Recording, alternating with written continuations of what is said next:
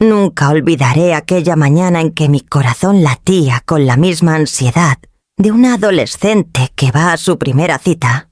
Había pasado meses soñando con ese instante, ver por fin a mi nieto acariciar su piel suave, sentir el calor de una vida nueva que llevaba mi sangre. Me miré al espejo antes de salir, acomodé el pañuelo en el cuello y repasé 3 veces la pequeña bolsa de regalo. Un body blanco, una mantita azul de lana que había tejido en las tardes de invierno y una carta que había escrito a mano para ese niño que aún no me conocía. El taxi me llevó por las calles húmedas de Oviedo y cada semáforo parecía eterno. Me mordía los labios para no sonreír demasiado. Quería llegar con serenidad, pero la emoción me desbordaba. El conductor me preguntó si iba quien a visitar a un nieto. Yo asentí y sentí que los ojos se me humedecían. «Enhorabuena, señora», dijo él, sin saber que esa felicitación se clavaría luego como un hierro en la memoria. Llegué al portal de Darío con el corazón golpeándome en el pecho. El edificio era moderno, de esos que huelen a pintura reciente y mármol frío. Toqué el timbre y escuché el eco de pasos apresurados antes de que la puerta se abriera. Allí estaba mi hijo con ojeras de padre primerizo y un gesto que no supe descifrar. Me esperaba un abrazo, una sonrisa, un mamá pasa. Te estábamos esperando. Pero recibí apenas un entraseco, casi mecánico. Apreté el bolso contra mi pecho y avancé. La casa olía a leche tibia y a detergente, ese aroma peculiar de los hogares donde acaba de llegar un bebé. Mis ojos buscaron el Moisés en el salón y cuando lo vi, sentí que las rodillas me temblaban. Me acerqué despacio, conteniendo la respiración. Nerea estaba allí sentada en el sofá con el niño en brazos. Apenas levantó la vista para saludarme. Me limité a sonreírle, aunque ella apenas correspondió. No me importó, toda mi atención estaba en esa carita sonrosada que se movía inquieta. «Puedo», susurré extendiendo los brazos con ternura. No esperaba la respuesta que recibí. Darío dio un paso hacia adelante, como si quisiera erigirse en muro entre mi nieto y yo. Sus ojos se clavaron en los míos con un brillo duro que nunca antes había visto en él. «No toques a mi bebé», dijo, y cada palabra fue como un martillazo en mi pecho. «Eres repugnante». Por un instante creí que había escuchado mal. Mi sonrisa se congeló en el aire.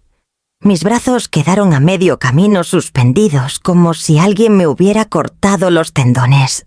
Sentí un zumbido en los oídos, un calor repentino en la cara y luego un frío helado que me recorrió entera.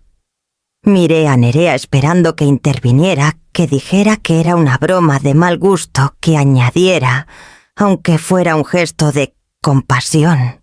Pero ella bajó la mirada hacia el niño como si no hubiera pasado nada. Y yo comprendí en un segundo que estaba sola en aquella sala rodeada de paredes que habían costado parte de mis ahorros de muebles, que había ayudado a financiar de ilusiones que se me desmoronaban como un castillo de arena bajo la marea. No contesté. No pedí explicaciones. No me arrodillé a suplicar un derecho que creía ganado, por años de desvelo y sacrificio. Cerré lentamente los brazos, acaricié con la yema de los dedos la mantita azul que llevaba en la bolsa y la deposité sobre la mesa de centro como quien deja un último testimonio de amor.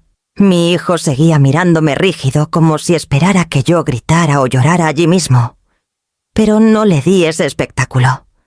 Dibujé una sonrisa frágil en mis labios, más para protegerme que para agradarle, y murmuré un que crezca sano antes de girarme hacia la puerta. Mientras bajaba las escaleras, el eco de sus palabras retumbaba dentro de mí. Repugnante, repugnante, repugnante. Cada peldaño era un golpe en mi pecho, cada paso un recordatorio de que el lazo más sagrado podía convertirse en cadena rota. Al salir a la calle, el aire frío de marzo me golpeó de lleno y me obligó a respirar hondo. Pero aquel respiro no me devolvió la vida. Solo confirmó que algo en mí había muerto en esa sala. Caminé hacia el taxi como una sombra, con el corazón pesado y la bolsa de regalos más ligera que nunca. El conductor me preguntó si todo había ido bien. No tuve fuerzas para responder. Apenas asentí y cerré los ojos deseando que el trayecto hasta mi casa borrara aquel momento. Pero sabía que la frase quedaría tatuada en mi memoria para siempre.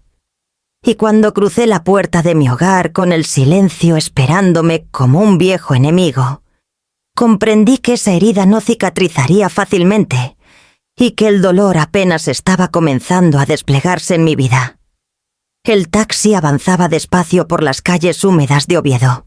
Me apoyé contra la ventanilla y dejé que el frío del cristal se pegara a mi mejilla, intentando contener las lágrimas que pugnaban por salir. El conductor encendió la radio, una melodía suave de fondo que parecía pertenecer a otro mundo. En el mío solo cabía un eco. «Eres repugnante». Apreté con fuerza el bolso entre mis manos como si en él pudiera guardar la dignidad que aún me quedaba.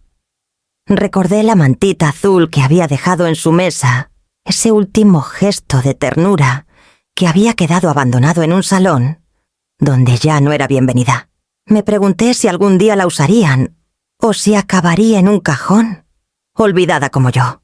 No dije ni una palabra durante el trayecto. El conductor intentó iniciar una conversación trivial sobre el tiempo, pero apenas respondí con un murmullo. La garganta me ardía, incapaz de articular algo más. Cuando por fin nos detuvimos frente a mi portal, pagué con manos temblorosas y bajé del coche sin mirar atrás. El aire frío de la tarde me envolvió y el sonido de mis pasos en el suelo mojado se amplificaba en la soledad de la calle. Subí despacio las escaleras de mi edificio, cada peldaño más pesado que el anterior. Al abrir la puerta de mi casa, me recibió un silencio absoluto, denso, que parecía observarme desde cada rincón.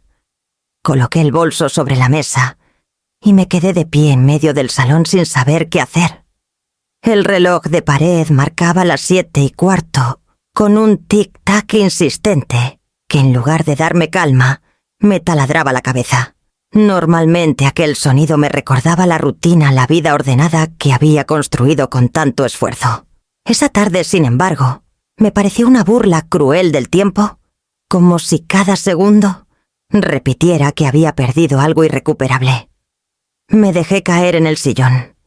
El cojín guardaba aún la forma de mi cuerpo de tantas noches en las que había cosido hasta que la vista se me nublaba. Miré la silla vacía frente a mí, aquella donde Darío solía sentarse en las visitas de los domingos. Por un instante casi esperé verlo allí sonriéndome como cuando era un niño y me pedía ayuda con los deberes. Pero la realidad era otra. La silla estaba vacía y lo estaría mucho tiempo. El silencio era tan fuerte que parecía gritarme.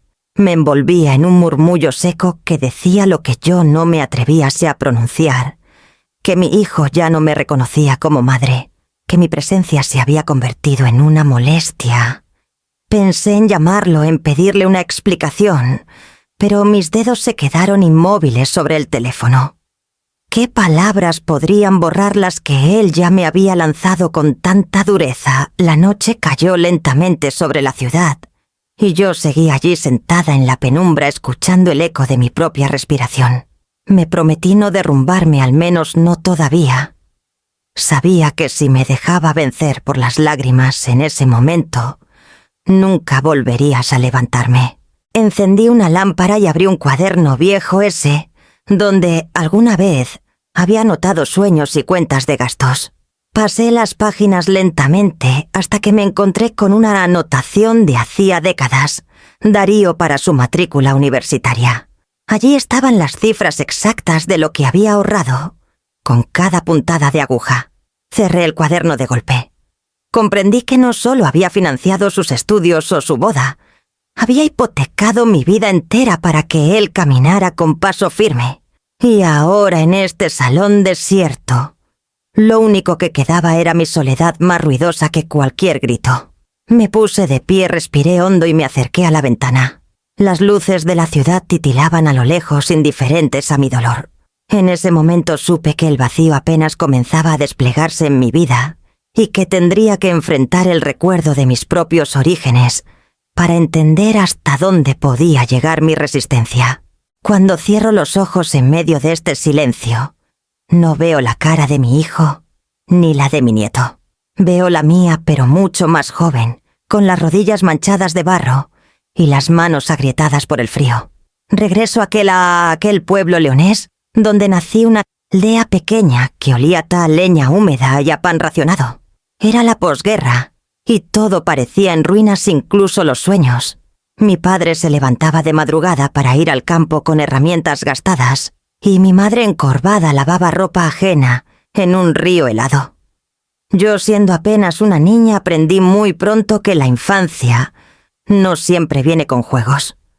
A los 8 años ya acompañaba a mi madre a vender lo que podíamos: huevos, leche aguada, un poco de pan que estirábamos con harina barata.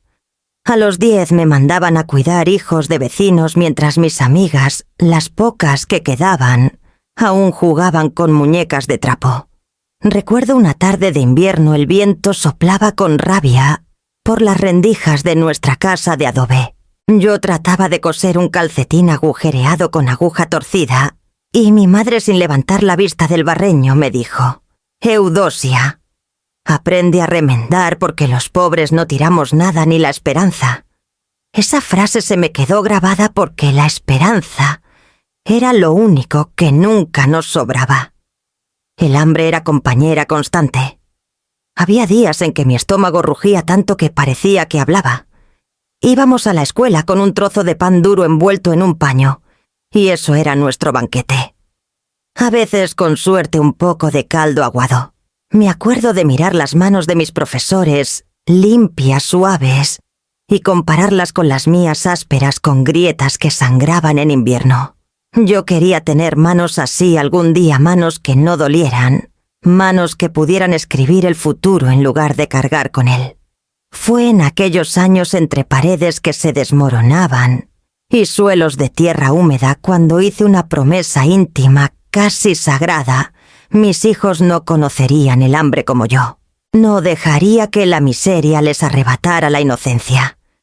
Si para eso debía coser hasta que los dedos se me rompieran, lo haría. Si tenía que trabajar mientras el cuerpo me suplicaba descanso, también. Quería que el apellido Lines no se recordara solo por la pobreza, sino por la fuerza para salir de ella. Recuerdo la primera vez que me dieron unas pocas pesetas por limpiar una casa de gente con dinero.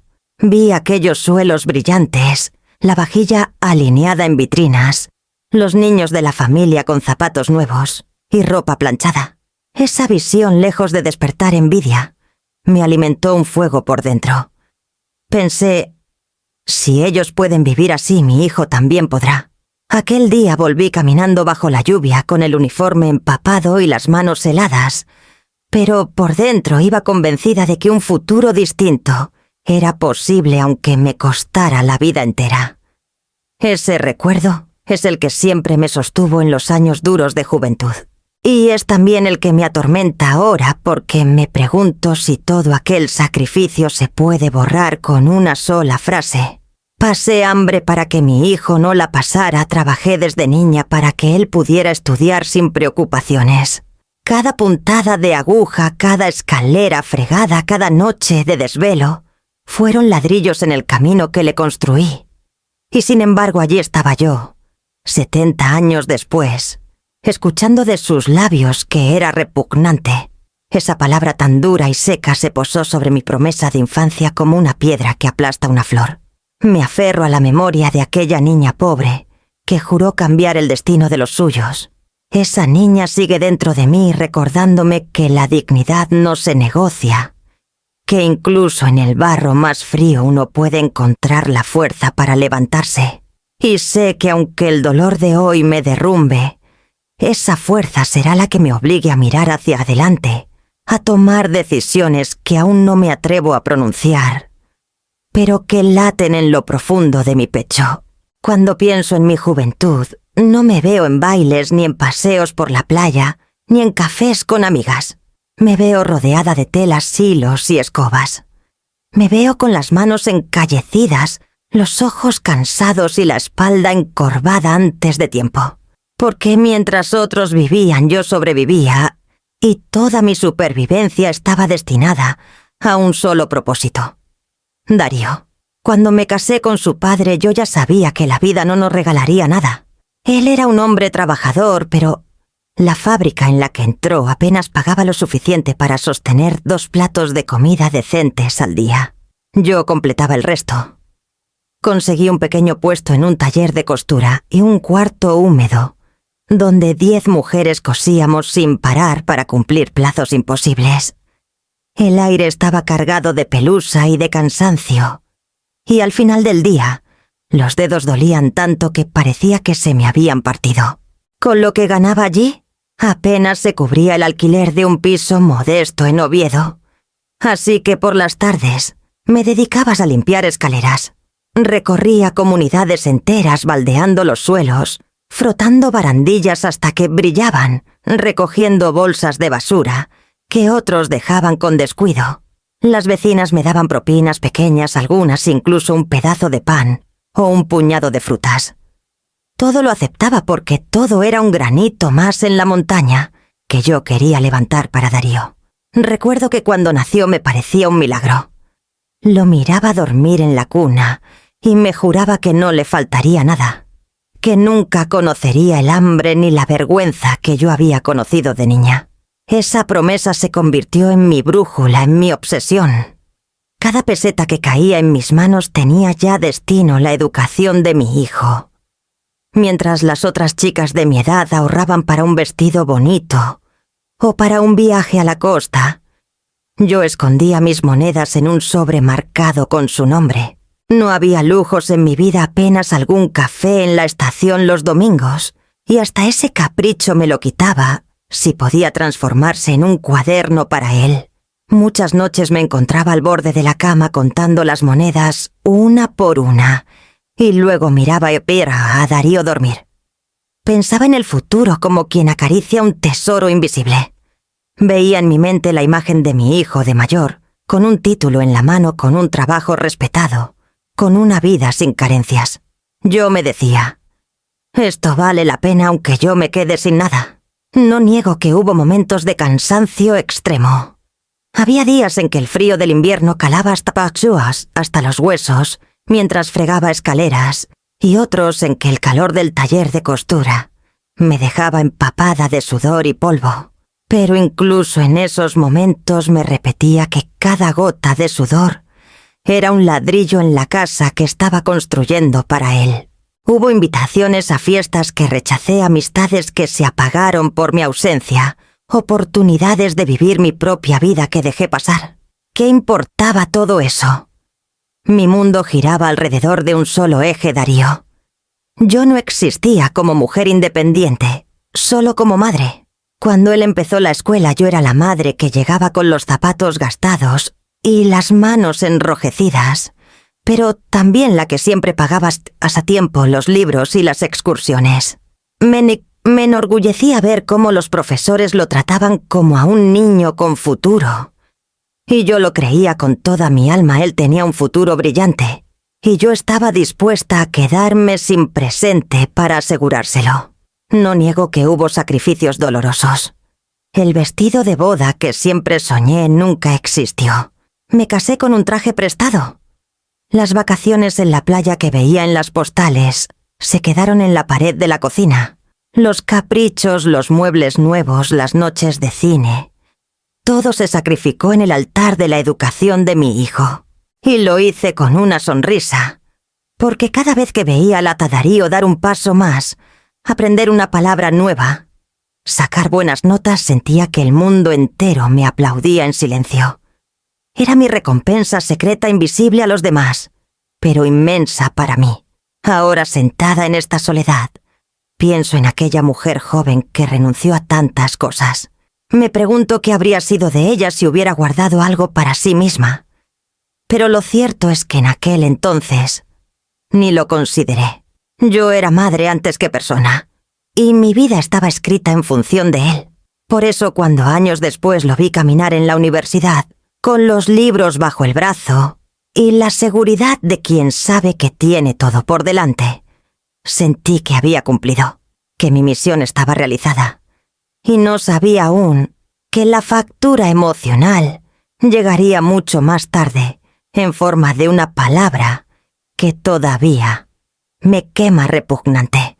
Esa factura, sin embargo, no me impidió seguir construyendo, porque después de la etapa de sacrificio vino la etapa de orgullo, y con ella nuevas decisiones que marcarían el rumbo de nuestras vidas. El día de la graduación de Darío amaneció luminoso, como si el cielo entero hubiera querido vestirse de fiesta para acompañarnos. Yo llevaba semanas preparando hasta el más mínimo detalle, un vestido sencillo pero cuidado, unos zapatos cómodos para aguantar las horas de pie, y un pañuelo que me regaló mi madre antes de morir. Quería presentarme con la dignidad de quien había trabajado toda una vida para llegar hasta allí, aunque fuese solo como espectadora. La ceremonia se celebró en un auditorio grande de Oviedo, abarrotado de familias que esperaban con la misma ansiedad que yo. Había flores frescas en el escenario y un murmullo constante de voces, risas y flashes de cámaras. Mientras buscaba mi asiento, mis manos temblaban. No de nervios, sino de emoción acumulada.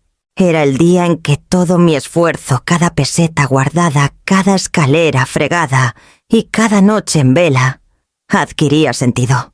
Cuando los jóvenes comenzaron a entrar con sus togas y birretes, sentí que el corazón se me desbordaba. Mi mirada buscaba solo un rostro, el de mi hijo, y allí estaba con paso firme, la cabeza erguida y una sonrisa que pocas veces le había visto. En ese instante no vi al niño que yo había llevado de la mano a la escuela. Vi a un hombre que avanzaba hacia su futuro, y supe que yo había sido el suelo sobre el que había aprendido a caminar. Las palabras de los discursos apenas me llegaron. Para mí todo se resumía en una sola imagen: Darío recogiendo su diploma. Cuando escuché su nombre por los altavoces, me levanté de golpe aplaudiendo con tanta fuerza que las palmas me ardieron. No me importó que otros me miraran. Necesitaba que mi hijo supiera en ese instante que todo lo que yo era estaba con él. Las lágrimas comenzaron a rodar sin que pudiera detenerlas. No eran de tristeza, sino de un orgullo tan intenso que casi dolía. Recordé las noches de frío cosiendo bajo la luz débil de una bombilla. Recordé los desayunos de pan duro y café aguado que me había conformado mientras él comía caliente. Recordé las renuncias, los silencios y las soledades. Todo había sido para ese momento, y por un segundo creí que valía la pena, que no me arrepentía de nada. Cuando terminó la ceremonia, las familias se abrazaban, se sacaban fotos, reían a carcajadas. Yo esperé en un rincón con un ramo pequeño de flores que había comprado esa misma mañana. Darío se acercó con el diploma en la mano, todavía sonriente. Me abrazó rápido, breve, como quien cumple un gesto necesario antes de seguir adelante. No me importó la frialdad. Yo estaba demasiado cegada por el orgullo para notarla. Le entregué las flores y le dije que estaba orgullosa de él, que todo lo que había hecho en mi vida había sido por ese instante. Él la sintió con una sonrisa que no alcanzaba sus ojos. Yo no lo percibí entonces. Mi corazón estaba lleno y no había espacio para la sospecha. Esa tarde regresé a casa con el alma rebosante, convencida de que mi sacrificio había sido coronado. Me dormí pensando que el futuro nos traería cercanía, respeto y agradecimiento. No sabía que en realidad aquel orgullo era una venda que me impedía ver las primeras grietas que pronto se abrirían entre nosotros, y que esa venda me costaría demasiado cara. Después de la boda llegó la noticia de que Darío y Nerea habían encontrado un piso en Valladolid. Me lo contaron con entusiasmo, describiendo cada detalle: el barrio tranquilo, la cercanía de un parque, la luz que entraba por los ventanales. Yo escuchaba en silencio, con el corazón latiendo más rápido. Sabía lo que vendría después. Darío bajó la voz y me dijo que la entrada era alta, que habían hecho cuentas pero no llegaban. Me miró como quien pide algo que ya está concedido de antemano. Y yo, que había pasado toda la vida renunciando a mis propios deseos, no dudé. Abrí la libreta de ahorros una vez más, como tantas otras. Allí estaba el dinero que me habría permitido viajar, renovar la casa, quizá darme algún lujo tardío. Pero en mis manos ese dinero nunca había tenido otro destino que no fueran sus pasos. Firmé un cheque y se lo entregué. No me pidió explicaciones ni me ofreció garantías. Simplemente lo aceptó con un abrazo rápido. Yo me repetía que aquello era lo que una madre debía hacer, asegurar que su hijo comenzara la vida matrimonial con bases firmes. Me convencía de que aquel sacrificio, como todos los anteriores, me devolvería la calma. El día que me enseñaron el piso por primera vez, sentí orgullo. Era amplio, luminoso, con suelos recién barnizados que olían a promesa. Caminé por las habitaciones imaginando los muebles, las risas futuras, los hijos que algún día llenarían esos espacios. Toqué la pared del salón y pensé, este muro también está hecho de mis manos. Pero enseguida percibí algo distinto, un aire invisible que me dejaba fuera. No era un rechazo abierto, sino una distancia sutil. Cuando sugerí un color para las cortinas, Nerea sonrió cortésmente y cambió de tema. Cuando mencioné que podía ayudar con algún mueble, me dijeron que ya tenían todo pensado. Yo me quedé callada comprendiendo que había financiado un hogar en el que no tendría lugar propio. La primera cena que compartimos allí me confirmó esa sensación. La mesa estaba puesta con cuidado. La comida era abundante, pero yo me sentí como invitada en una casa extraña. Había puesto flores en el centro y mientras los miraba reír entre ellos, noté que mi presencia era apenas un eco, algo que estaba porque debía estar, no porque se deseara.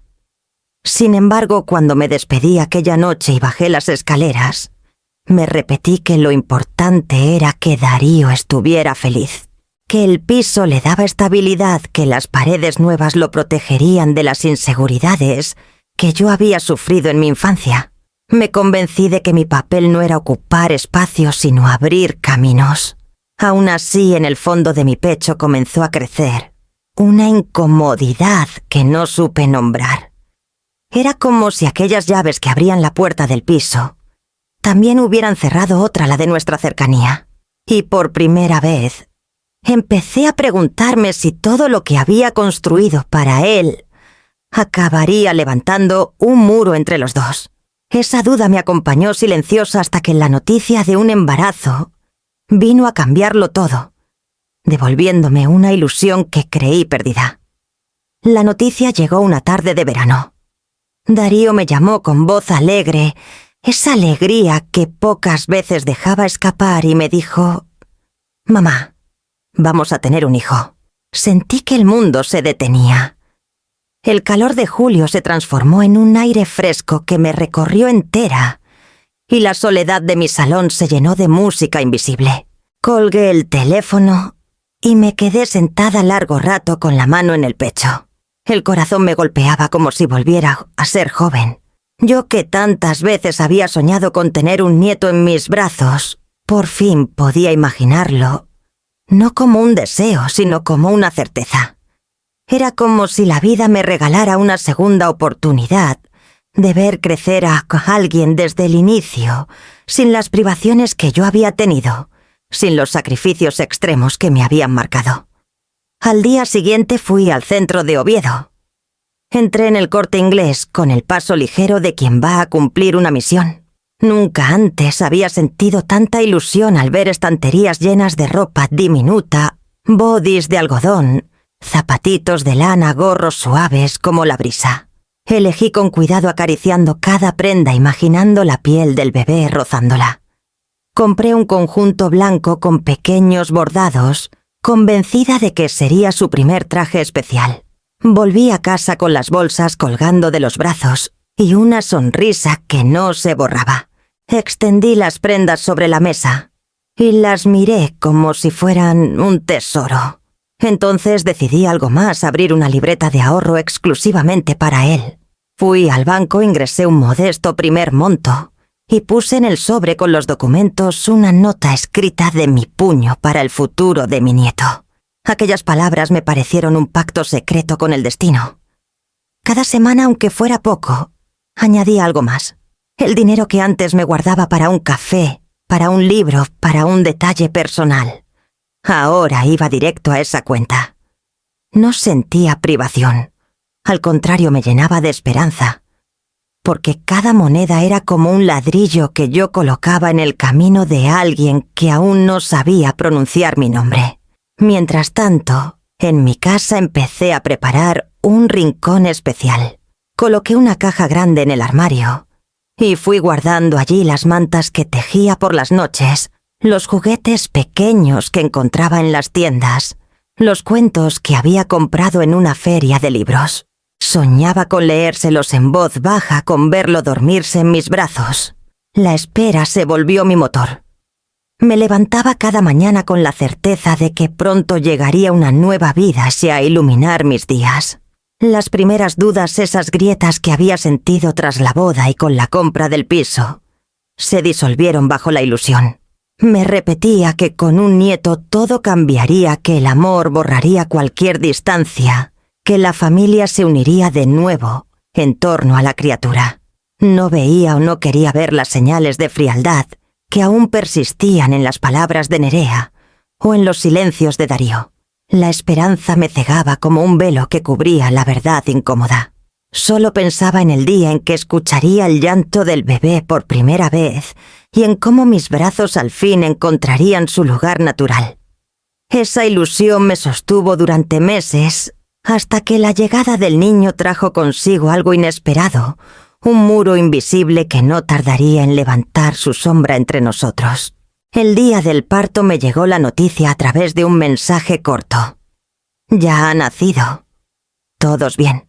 Esperaba más una llamada emocionada, una invitación a acudir al hospital, una foto siquiera. Pero me repetí que estaban cansados, que era normal. Compré un ramo de flores, escribí una tarjeta con todo mi cariño y la llevé hasta la clínica. La dejé en recepción, convencida de que pronto me llamarían para entrar a la habitación. Esa llamada nunca llegó. Pasaron los días y yo aguardaba con paciencia. Cada vez que sonaba el teléfono pensaba que sería Darío diciendo: «Mamá, ven, quiero que conozcas a tu nieto». Pero las llamadas eran otras voces ajenas que nada tenían que ver con mi anhelo. Así que fui yo quien marcó su número. Pregunté cómo estaba la criatura, cómo se sentía Nerea. Las respuestas fueron rápidas, mecánicas. «Todo bien, pero ahora duerme. Estamos agotados, ya te avisaremos». Con el paso de las semanas, la ilusión empezó a mezclarse con inquietud. Una vez ofrecí llevar comida hecha para aliviarles las cargas. «No hace falta, tenemos de sobra». Otra vez pregunté si podía pasar solo un rato. «El bebé está muy inquieto, mejor más adelante». Esa palabra «más adelante» se convirtió en un muro. Un muro invisible que se interponía entre mis brazos vacíos y aquel niño al que aún no había tocado.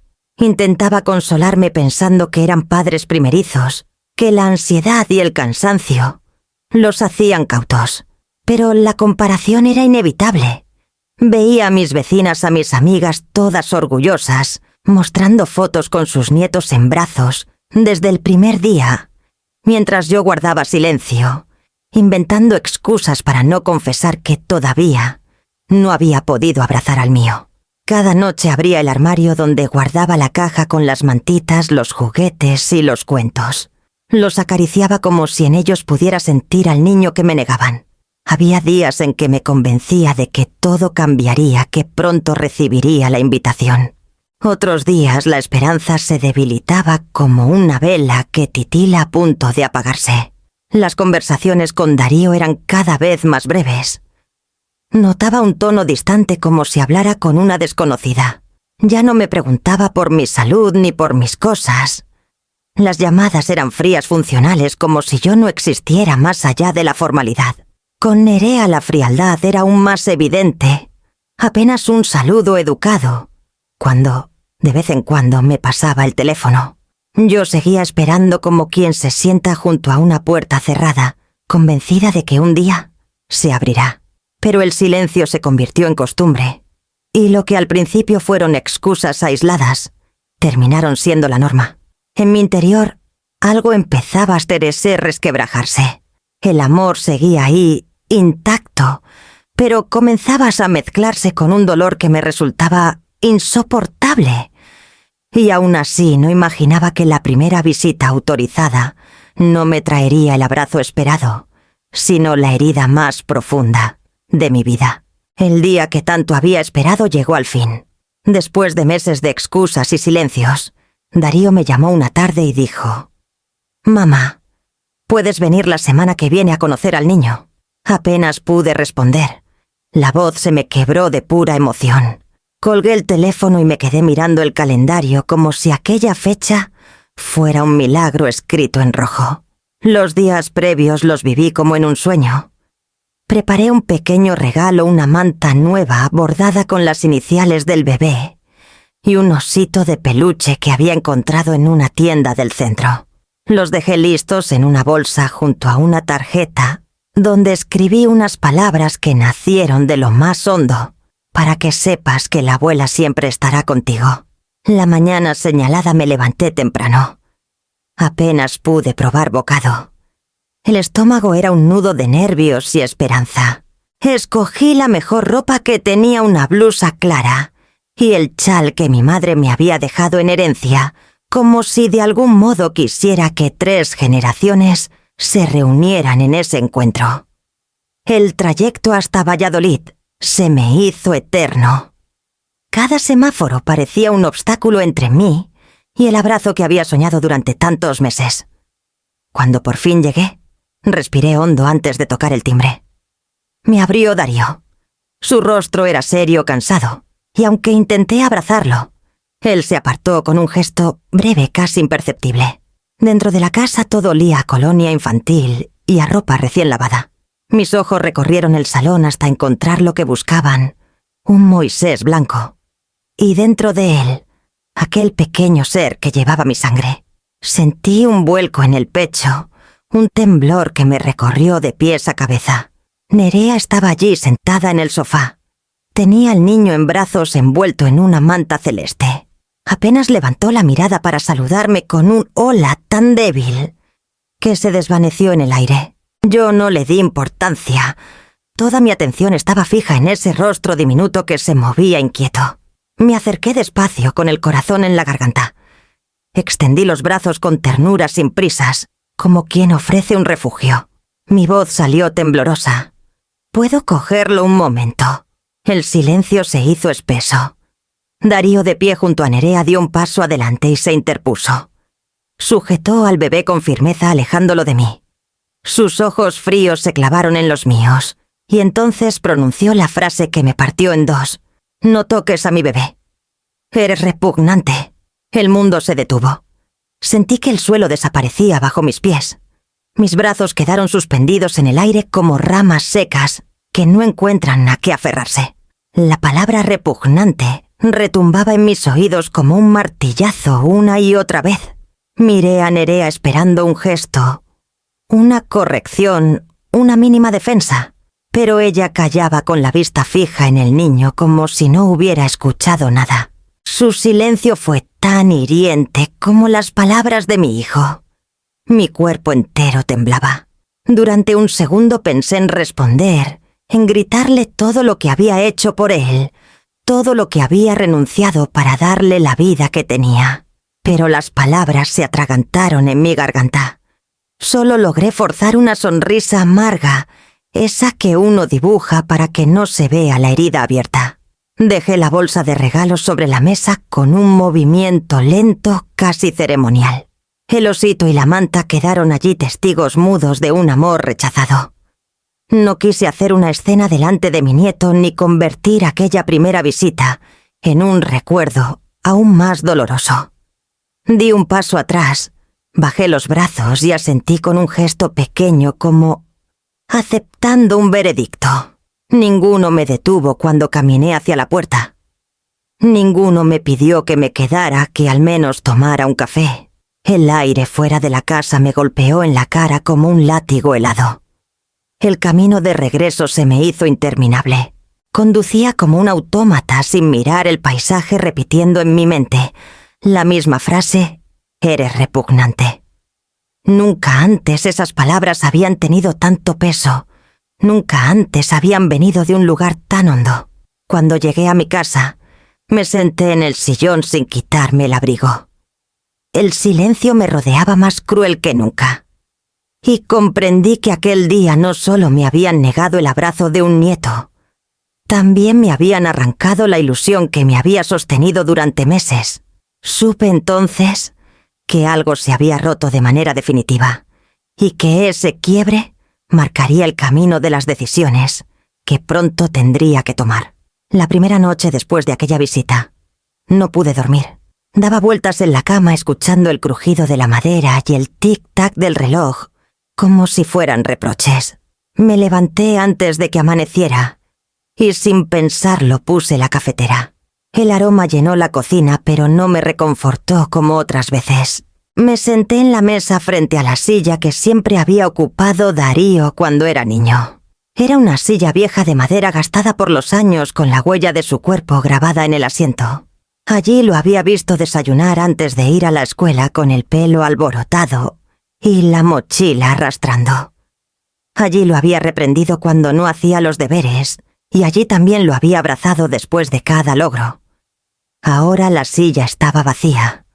No era un vacío inocente de esos que se llenan con la promesa de una próxima visita.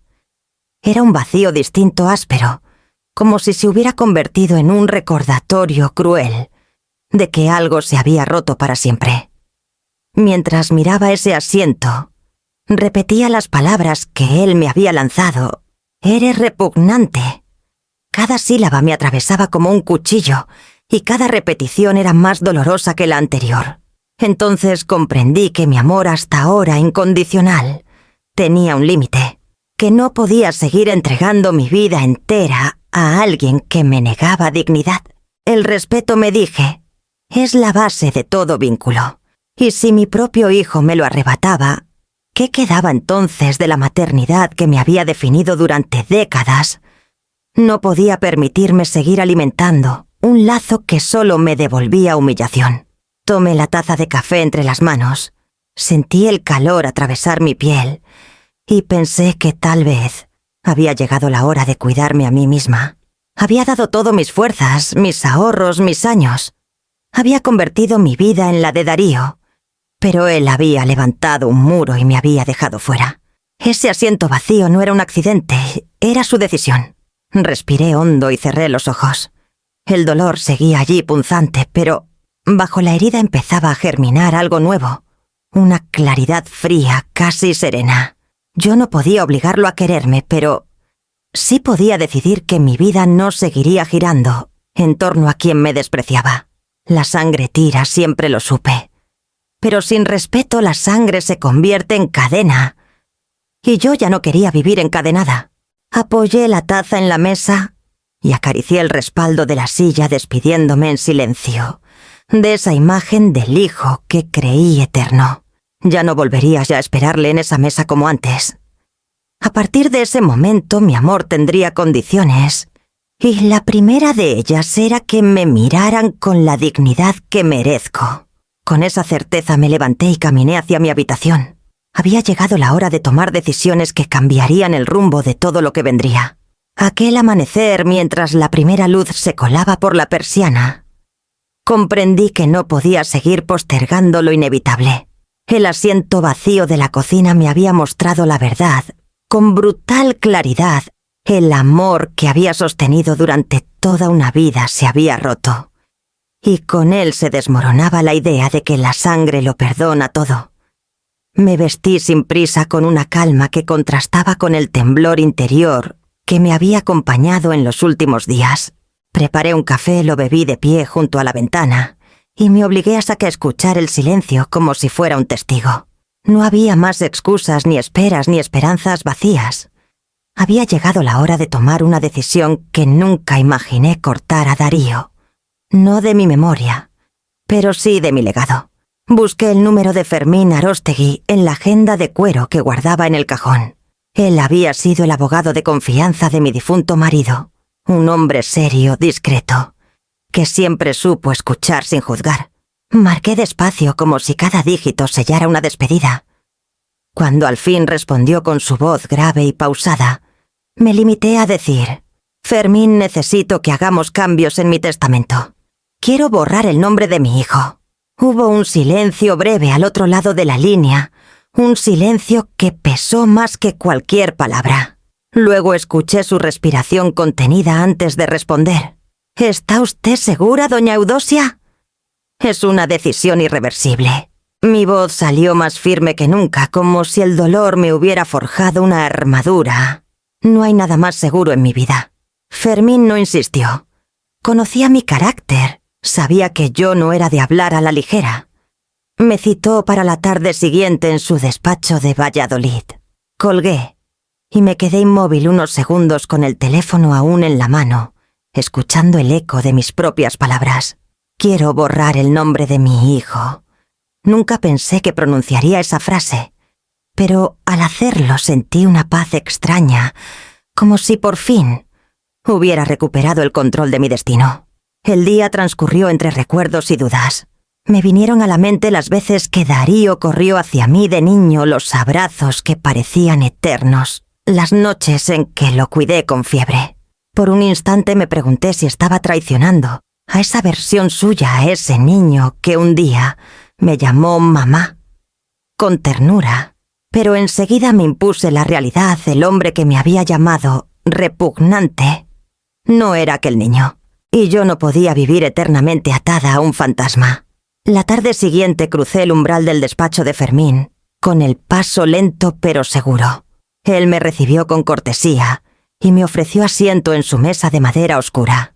Extendió unos papeles, pero antes de empezar, me miró directamente a los ojos. «Dígamelo una vez más para que quede claro. ¿Qué quiere hacer?» Respiré hondo y respondí sin vacilar. «Quiero que mi hijo no herede nada de mí. Ni la casa, ni los ahorros, ni las inversiones. Nada. Prefiero que mi trabajo vaya a manos de quienes sepan respetarlo». Fermín asintió como quien recibe un mandato inapelable. Fue tomando nota de cada instrucción que yo dictaba la donación a la Asociación de Niños Sin Recursos, la parte destinada a mis sobrinos que siempre me trataron con cariño, una suma para restaurar la iglesia del pueblo donde nací. Cada palabra que pronunciaba era un corte limpio, una liberación. Al repasar el documento, Fermín volvió a hablar esta vez con voz más baja. «Entienda que esto puede dolerle en el futuro. Si algún día él vuelve arrepentido, será tarde. Lo miré sin titubeos. Si vuelve, que lo haga por mí, no por mi dinero». Firmé con trazo firme, y al apoyar la pluma sentí como si dejara atrás una carga enorme. Era como si todas las humillaciones hubieran encontrado su respuesta silenciosa en aquel papel sellado. No levanté la voz, no busqué venganza estridente. Solo marqué un límite, el primero en mi vida. Al salir del despacho, el aire frío de la tarde me golpeó el rostro. Caminé por la calle con una calma extraña, como quien ha cerrado una puerta, sabiendo que jamás volverá a cruzarla. Esa noche, al volver a casa, puse la libreta del banco sobre la mesa y la abrí en la página donde había escrito para mi nieto. La miré largo rato con un nudo en la garganta. Luego la cerré con decisión. Ese dinero tendría otro destino, uno que honrara mi dignidad. Y mientras apagaba la luz del salón, comprendí que había dado el primer paso en un camino nuevo, uno en el que ya no sería madre a cualquier precio, sino mujer con voz propia. La mañana de la cita con Fermín en Oviedo amaneció gris con una lluvia fina que parecía querer borrarlo todo. Tal vez era apropiado, yo también iba a borrar con tinta y papel una parte de mi vida. No había dormido bien, pero me levanté con la determinación intacta. Era como si cada gota que golpeaba contra los cristales del tren que me llevaba hacia la ciudad marcara un compás, el ritmo de un final que había decidido sin vuelta atrás. El despacho de Fermín estaba en un edificio antiguo con paredes altas y olor a madera encerada. Me recibió con una cortesía sobria como siempre. Me ofreció asiento frente a su mesa y sin rodeos desplegó un fajo de documentos sobre la superficie. «Aquí está la base de su testamento actual», me dijo. «Vamos a revisarlo punto por punto». Asentí con las manos entrelazadas sobre mi regazo para contener el temblor. El primer apartado nombraba a Darío como heredero universal. La letra clara escrita años atrás me devolvió la ingenuidad con la que había creído que mi hijo era el destino natural de todo mi esfuerzo. Fermín me miró esperando mi señal. «¡Táchalo!», dije con voz firme. El sonido de su pluma atravesando el nombre de mi hijo fue como un chasquido seco en mi pecho. Pero sorprendentemente no me derrumbé. Sentí alivio. Cada línea que lo borraba de mis bienes era como arrancar una espina clavada demasiado tiempo. Continuamos.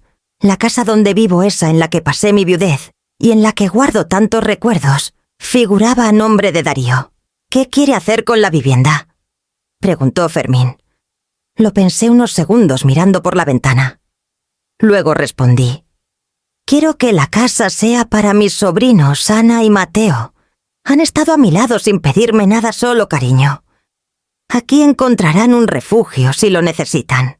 Fermín escribió con calma sin levantar la vista. Pasamos a las cuentas de ahorro.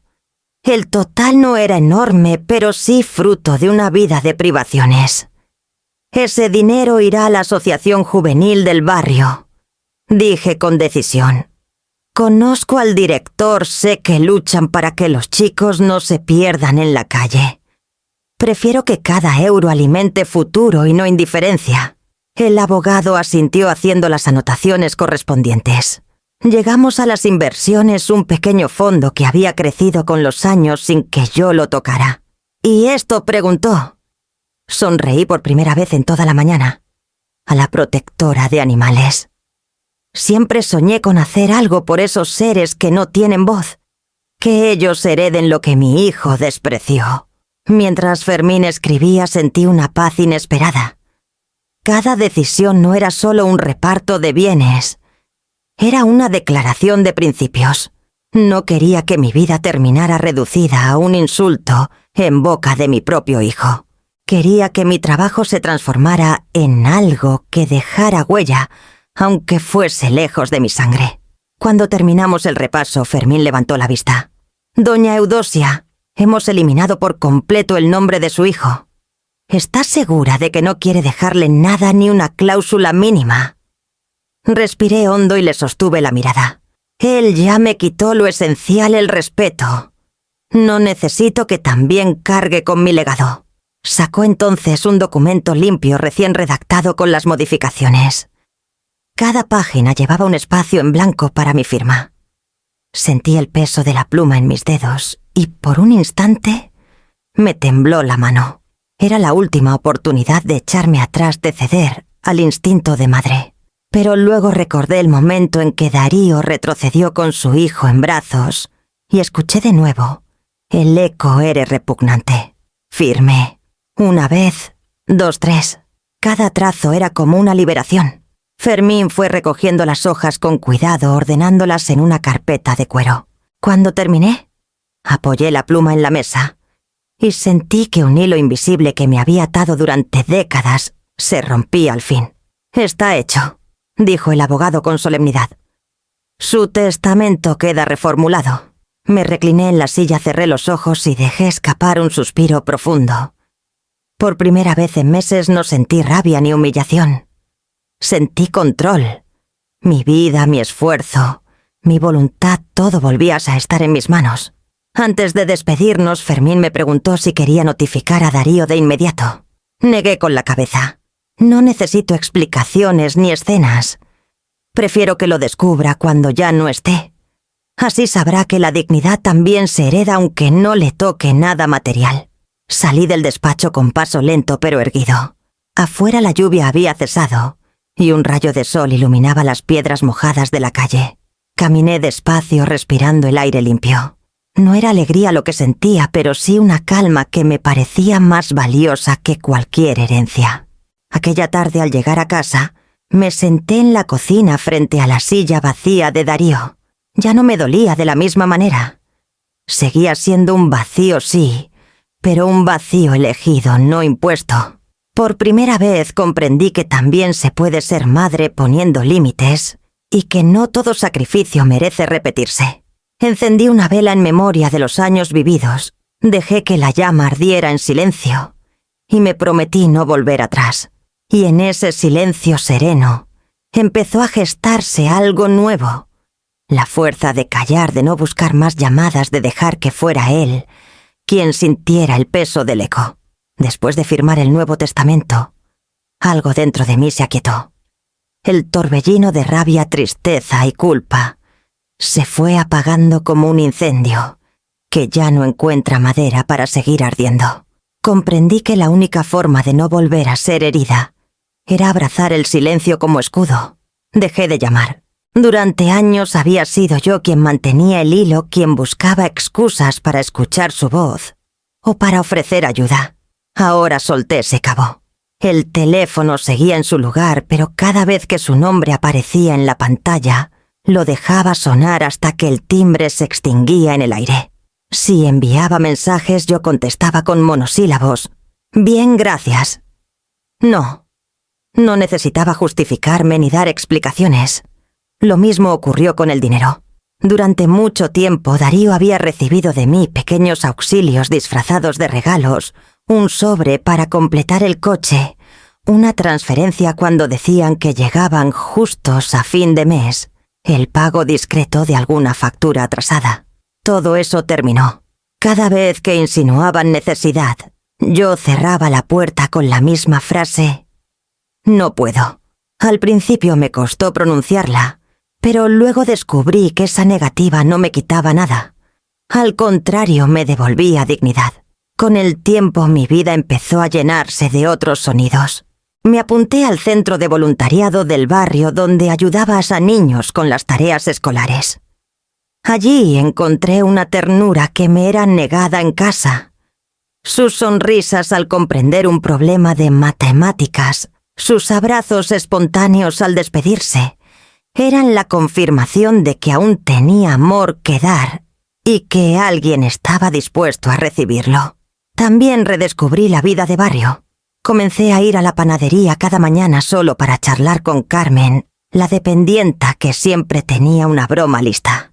Retomé las tardes de dominó con las vecinas en el centro social y hasta me animé a colaborar en la organización de la fiesta de San Mateo. Entre risas, música y olor a churros, recuperé unas alegrías sencilla que creía perdida. El silencio hacia Darío se convirtió en una disciplina, casi en un ritual. Cada vez que aparecía su número recordaba sus palabras y me repetía que no merecía más de lo que yo le estaba dando nada. Era un silencio cargado de memoria, pero también de justicia. Porque entendí que no siempre la respuesta se da con gritos ni con reproches. A veces la ausencia es el mensaje más contundente. En ese espacio de calma yo aprendí a respirar distinto, a caminar con paso sereno por las calles, a dormir sin lágrimas, a disfrutar del murmullo de una conversación vecinal, sin sentir la punzada de la soledad. Era como si la herida hubiera dejado de supurar para convertirse en cicatriz. Y mientras mi silencio crecía como una muralla invisible, sabía que el eco acabaría llegando hasta él, tarde o temprano, como una verdad imposible de ignorar. La noticia llegó a Darío antes de lo que yo había previsto. No fue por mí, ni por una carta formal del abogado. Fue por un primo suyo, hijo de mi hermana, que al encontrarse conmigo en la iglesia del pueblo, había escuchado de mis labios, casi como una confesión, que mis bienes ya no llevarían el nombre de mi hijo. Supongo que lo comentó sin mala intención, como quien comparte un rumor de familia. Pero esas palabras como pólvora corrieron hasta él. La llamada me sorprendió una tarde, cuando regresaba del centro de voluntariado. El teléfono vibró en el bolso con insistencia, y al ver su nombre en la pantalla supe que ya lo sabía. Dudé un instante, pero contesté. ¿Es cierto? Fue lo primero que dijo sin saludo, con una voz cargada de furia. ¿El qué? Pregunté, aunque sabía perfectamente a qué se refería. Que me has borrado del testamento. Gritó. Que todo lo que trabajaste, lo que ahorraste, ahora será para extraños. Respiré hondo conteniendo la calma. No son extraños, Darío. Son personas que me respetan. Y sí es cierto. Hubo un silencio breve interrumpido por su respiración agitada. Luego llegó el rugido. «No puedes hacerme esto, mamá. Soy tu hijo». Cerré los ojos. Aquella palabra hijo sonaba hueca, desgastada por el desprecio que él mismo había sembrado.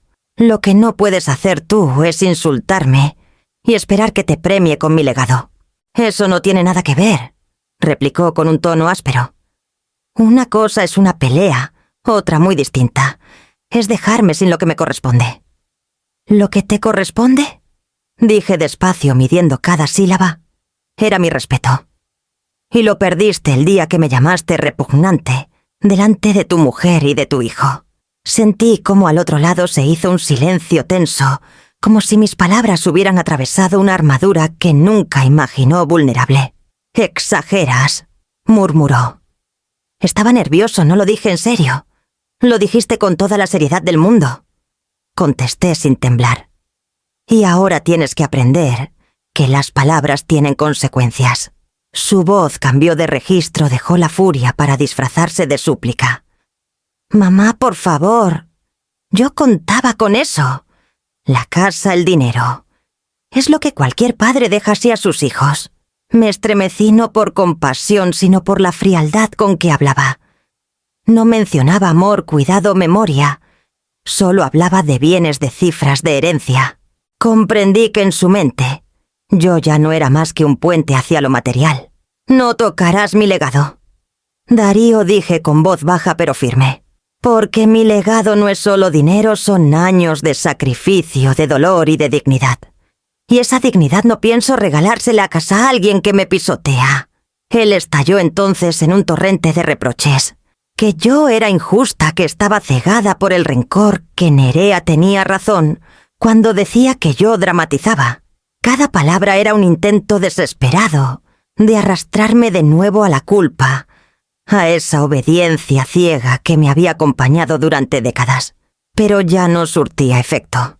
«Te quedas con tus silencios, con tus desprecios, con tu distancia», le respondí. «Yo me quedo con la paz de saber que mi esfuerzo irá a quien lo valore». «No puedes desheredarme», insistió. «Es ilegal, es inmoral». Sonreí amargamente. «Lo que fue inmoral fue tu desprecio. La ley me da derecho a elegir. Y yo ya elegí». El silencio que siguió fue más pesado que cualquier grito. Casi pude escuchar el derrumbe de la máscara que había llevado durante años, la del hijo ejemplar, que en el fondo solo esperaba la recompensa final. Finalmente colgó sin despedirse. Me quedé con el teléfono en la mano mirando la pantalla apagada como si fuera un espejo de todo lo perdido. No sentí alivio inmediato ni orgullo. Sentí cansancio, un cansancio profundo como el de quien acaba de cerrar una puerta tras un huracán. Me serví un vaso de agua y me senté en la cocina. La silla de Darío seguía allí vacía. Pero ya no era un vacío que me doliera como antes. Era un vacío asumido definitivo. Comprendí que aunque me doliera en el alma, había tomado la única decisión posible para no traicionarme a mí misma. Y mientras bebía sorbo a sorbo, pensé que esa llamada no era el final, sino el inicio de la verdadera batalla, la de resistir las consecuencias de haberme liberado. Después de aquella última llamada con Darío, la casa quedó en silencio, pero no fue un silencio pesado, ni lleno de reproches como otras veces, sino un silencio limpio, casi reparador. Por primera vez en mucho tiempo sentí que no tenía que justificarme, ni dar explicaciones, ni esperar un perdón que nunca llegaría. Me descubrí respirando más hondo, como si el aire volviera a tener espacio dentro de mí. No tardé en poner en práctica lo que había decidido junto a Fermín empezar a donar lo que había acumulado. La primera transferencia la hice a la Asociación Juvenil del barrio. Recuerdo el temblor en mis manos mientras firmaba el papel en el banco, no por duda, sino por emoción. Pensaba en esos chicos que sin ayuda podían terminar atrapados en la calle, en vicios o en desesperanza. Al depositar ese dinero sentí que algo de mí viajaba hacia ellos como una semilla sembrada en tierra fértil. Después fue el turno de la protectora de animales. Allí encontré una sorpresa, no solo necesitaban dinero, sino también manos. Me ofrecí como voluntaria y empecé a ir 2 veces por semana. Al principio creí que mi papel sería secundario, limpiar jaulas, rellenar bebederos. Pero pronto descubrí que podía dar mucho más. Los perros y gatos rescatados con sus miradas heridas me recibían como si siempre me hubieran estado esperando. Recuerdo la primera vez que acaricié a Luna, una perrita blanca que había sido abandonada en una carretera. Al rozar mi mano contra su cabeza, tembló. Luego se acurrucó contra mí. Ese gesto simple me hizo llorar. Nadie me había buscado de esa manera en mucho tiempo. La comunidad empezó a abrirse ante mí como una familia inesperada. Los niños del centro juvenil me saludaban al verme por la calle corriendo hacia mí con cuadernos en las manos para mostrarme lo que habían aprendido. En la protectora los voluntarios me incluían en sus charlas y risas, como si me conocieran de siempre. Descubrí que no hacía falta compartir sangre para compartir afecto. Bastaba con compartir respeto. En paralelo me propuse dar clases de apoyo escolar en la biblioteca del barrio. Al principio pensé que no tendría paciencia, pero los jóvenes me sorprendieron con su gratitud. Me escuchaban como si cada palabra fuera importante, como si mi experiencia de vida tuviera valor. Una tarde uno de ellos me dijo: «Ojalá fueras mi abuela». Aquellas 6 palabras derrumbaron la última muralla de tristeza que me quedaba. Comprendí que había perdido un nieto, sí, pero había ganado decenas de nietos simbólicos que me reconocían desde un lugar más limpio. Mi casa también cambió. Donde antes reinaba la nostalgia, ahora había vida. Las mantas que había tejido para el nieto que nunca sostuve en brazos se convirtieron en donaciones para bebés de familias necesitadas. La caja con juguetes y cuentos que guardaba en el armario fue entregada al centro comunitario. No lloré al desprenderme de esas cosas. Al contrario, sentí alivio. Dejar ir era mi manera de sanar. No faltaron voces críticas, por supuesto. Un vecino me insinuó que era un error quitarle todo a tu propio hijo. Le respondí con calma: el respeto vale más que la sangre. Y no volví a dar explicaciones. Ya no me importaba la opinión de quienes no habían vivido mi humillación. Cada paso que daba en esta nueva vida era una reconstrucción. Me levantaba temprano, caminaba al mercado, saludaba a las mismas caras que antes ignoraba por la prisa. Descubrí que la vida cotidiana, con su sencillez, podía ser tan rica como los grandes sacrificios que había hecho en el pasado. Ahora los sacrificios eran elegidos, no impuestos, y eso lo cambiaba todo. Por las noches, en lugar de esperar una llamada que nunca llegaba, escribía en un cuaderno mis pensamientos. Una frase empezó a repetirse como un mantra: la dignidad también se hereda.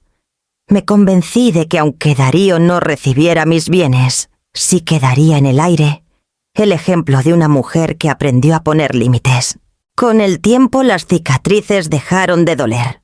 Quedaban ahí como recordatorio, pero no dictaban ya mis pasos. Lo que antes era herida abierta se convirtió en aprendizaje.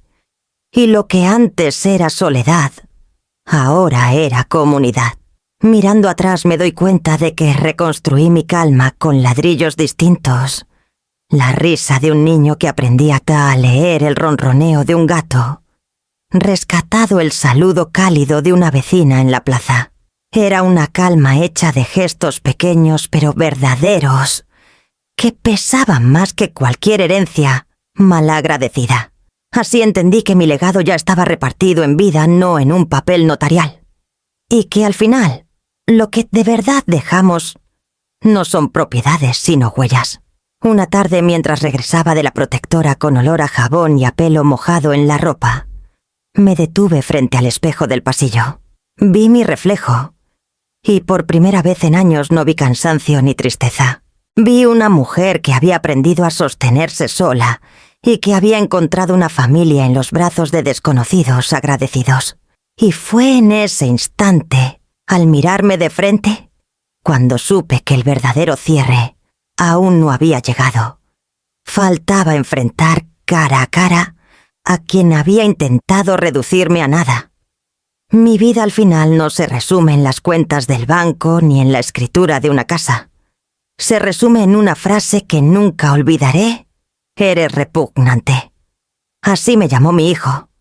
Yo en respuesta lo nombro de otra manera, ausente, porque no es la sangre lo que hace familia, sino la presencia, el respeto, la ternura que se ofrece sin condiciones.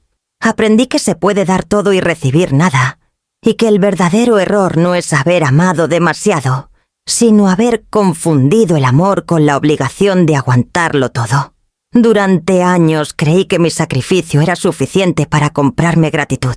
No lo fue, pero tampoco me arrepiento. Cada peseta entregada me hizo fuerte, cada lágrima me enseñó el valor del límite. Cada herida me reveló que la dignidad nunca debe hipotecarse. Hoy sé que mi herencia no está en lo que dejé firmado en un despacho, sino en la calma que construí después. En la sonrisa de un niño, al aprender a leer, en el ladrido agradecido de un perro rescatado, en la paz de una mujer que finalmente se eligió a sí misma. Esa es mi verdadera herencia, demostrar que hasta en la edad tardía uno puede recuperar el respeto perdido. Mi hijo no heredará mis bienes.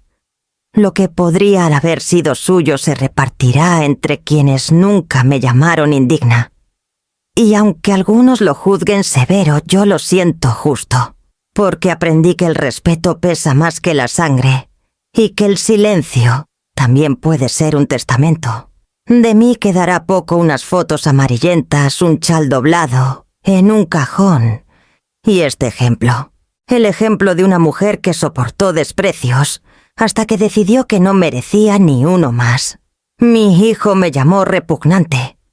Yo lo llamo ausente. Y mi herencia, la única que importa, es mi dignidad.